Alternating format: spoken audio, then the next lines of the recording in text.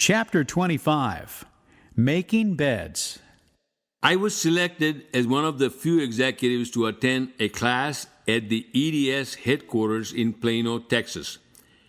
There were people flown into Plano from all over the world to attend. This class was Chairman's baby, and nobody had better call it ugly.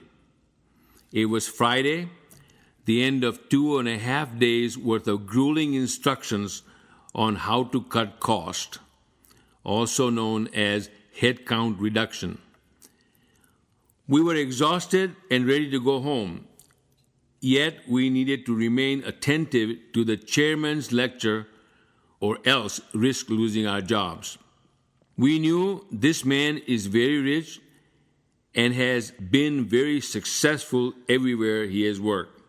The chairman was there to fix us. He liked to fire people, and he fired them often. He also sometimes ate fire and spit ashes. There were even rumors of him transforming into a large, angry, green Hulk-like superhumanoid whenever he got upset. The bottom line here is that the chairman was an intense person, and at this particular time, he was not pleased with the slow rate of headcount reductions from us mere mortals. The boss interpreter gave us the do's and don'ts of how to act and what to say when the chairman is in the room. The long-winded, unheard message from the boss interpreter was, for your own good, don't say anything to the chairman that might upset him. John, the chairman, was next on the agenda. In between the boss interpreter's speech and us catching the plane, there was a jar filled of big chocolate balls mixed with M&Ms waiting for the chairman to devour. He put his hand in the chocolate gumball jar, started eating, and sat down. The man can talk and eat at the same time. Wish you were there to see it. It is a three-legged stool, folks, said the chairman. Customer, people, and profit. Your job is to balance the stool. Now I'm going to talk from the other side of my mouth. Profit is first among equals.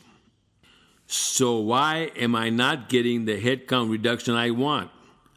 What is the holdup? He started scanning the room and then decided to settle his eyes on me. John, I know why, I piped in. Oh no, what have I done? I jumped into a cage with a ferocious lion. I could see everyone around me covering their faces with their hands and shaking their heads as I began to speak. I proceeded to tell the chairman the following story. Some years ago, my wife and I took our 3 young children on a vacation in Florida. We were staying at an oceanfront hotel.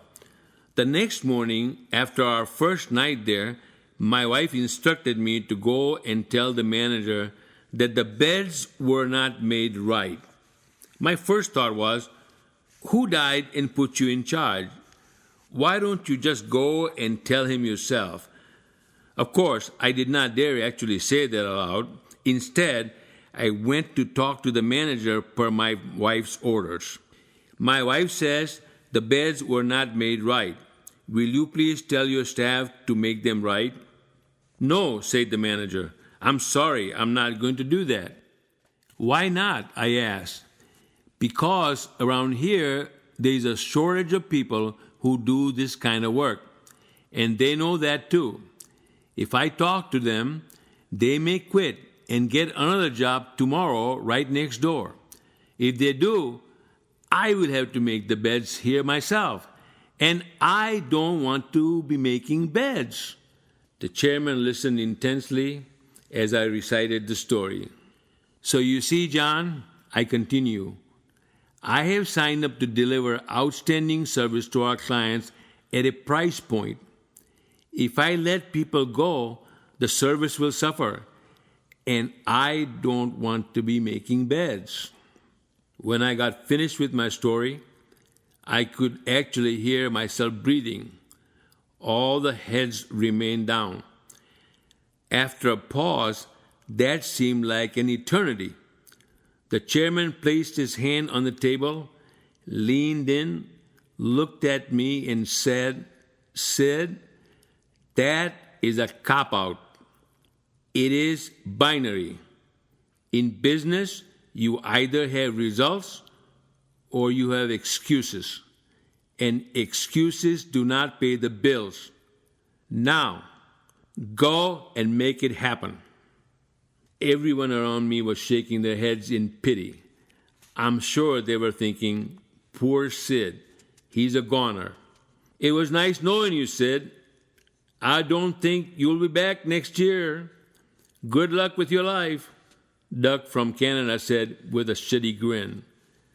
During the airplane flight that evening, I rested my head on the seat, exhausted from the day's events. There was a consensus among my colleagues that I should have kept my mouth shut. They were convinced I would be fired, and they joked about it. Surprisingly, I, on the other hand, had an epiphany. I felt as if I had arrived at my destination. Based upon my experience and training, I told the chairman what I felt I needed to tell him, and not what I thought he wanted to hear. More importantly, I had the confidence to do it. My confidence, coupled with my years of accomplishments, were displayed in my comments to the chairman.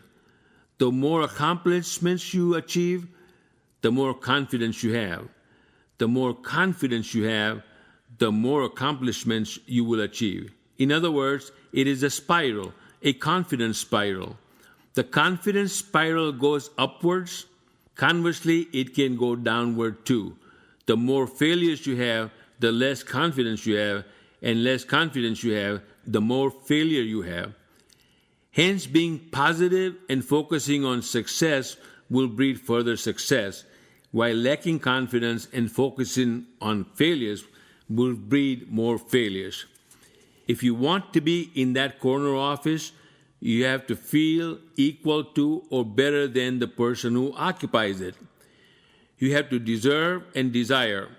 Never feel inferior to anyone, no matter how much of a big shot that person is.